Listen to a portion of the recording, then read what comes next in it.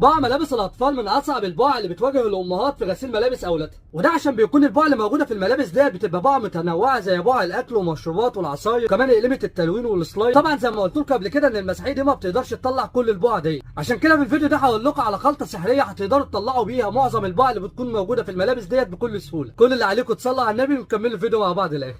هنجيب بقى اي حاجه عندنا فاضيه وهنحط فيها اسيتون بتاع مزيل طلاء الاظافر. بعد كده هنفض عليهم كمان شويه كحول ايثيلي بتاع تعقيم الايدين، وهنحط عليهم شويه سائل بتاع غسيل الاطباق. هنفض عليهم شويه كلوركس الوان، لو ما عندناش هنحط عليهم اي سائل بتاع غسيل ملابس احنا بنستخدمه عندنا برضو في البيت. بعد كده هنحط عليهم شويه خل صغيرين. اخر حاجه هنحطها شويه ميه ونقلبهم في بعض كويس. بعد كده بقى هنجيب اي بخاخ عندنا قديم في البيت وهنفضي فيه الخلطه اللي احنا عملناها.